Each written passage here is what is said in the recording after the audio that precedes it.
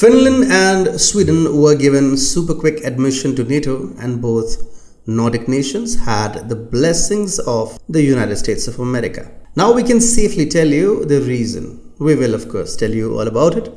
But before that, if you are a fan of non-corporate funded free news and analysis, you've landed on the right YouTube channel. Okay, let's begin. The United States has announced its intention to leverage the NATO membership of Nordic countries to augment its military footprint in the Arctic region. This plan includes the establishment of a substantial armaments depot in the Arctic, supported by Finland and Sweden. This initiative, aimed at bolstering the militarization of the Arctic, seeks to counterbalance Russian military preeminence in the area. This strategy was disclosed by US Materiel Commander Christopher Mohan in an interview with Breaking Defense. Mohan highlighted the critical role of Finland and Sweden, given their strategic geographical locations, in facilitating the United States in this endeavor. While specifics regarding the depot's location remain undisclosed, NATO is reportedly conducting a comprehensive analysis to identify suitable sites. Discussions are ongoing among the US and its allies regarding the optimal equipment to be stationed in the region. Mohan emphasized that the inclusion of these Nordic countries as NATO partners significantly alters the security dynamics, necessitating adjustments in NATO's operational responsibilities. The project is envisaged not only to enhance the military capabilities in the Arctic, but also to integrate Finland and Sweden more closely into the NATO framework, thereby instigating shifts in regional security strategies. Historically, the Arctic has not been a focal point in the United States defense strategy, which has predominantly centered on encircling and isolating Russia. The US's strategic endeavors have largely revolved around militarizing Europe and destabilizing Central Asia and the Middle East, while the Arctic region received minimal attention. This oversight has allowed Russia to significantly strengthen its position in the Arctic over the years. In light of escalating tensions with Russia, the United States is now recognizing the strategic importance of the Arctic and is seeking ways to bolster its presence in the region. This shift aims to counteract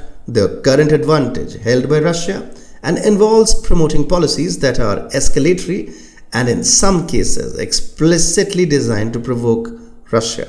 A notable example of this strategy was articulated in 2022 by Lawrence Melnikov, commander of the European Special Operations Command. Melnikov advocated for a more provocative stance towards Russia in the Arctic, suggesting collaboration with Norway to enhance the US's Arctic presence as a deterrence measure against Russian ambitions. He emphasized the necessity of direct deterrence to thwart Russia's expansionist objectives, advocating for NATO to maintain strategic positions capable of neutralizing Russian forces in the Arctic in the event of a conflict. Melnikov's approach underlines a deliberate effort to provoke without escalating tensions, aiming to deter quote-unquote Russian aggression by demonstrating the enhanced capabilities of allied forces. This strategy is intended to complicate Russian decision-making by targeting major aggregations of allied power, ensuring that in any adverse scenario, allied forces can project precision artillery fire across the alliance with partner support.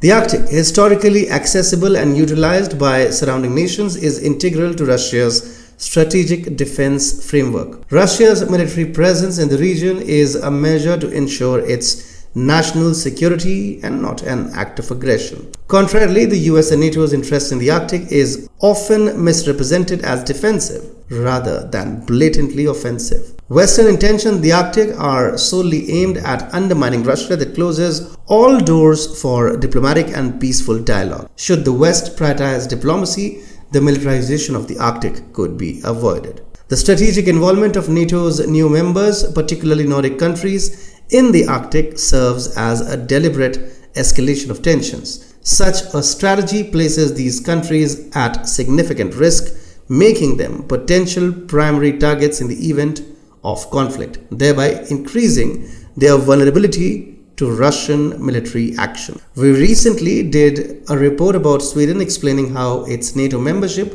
hasn't strengthened but weakened its position. Click the video on your screen to know more.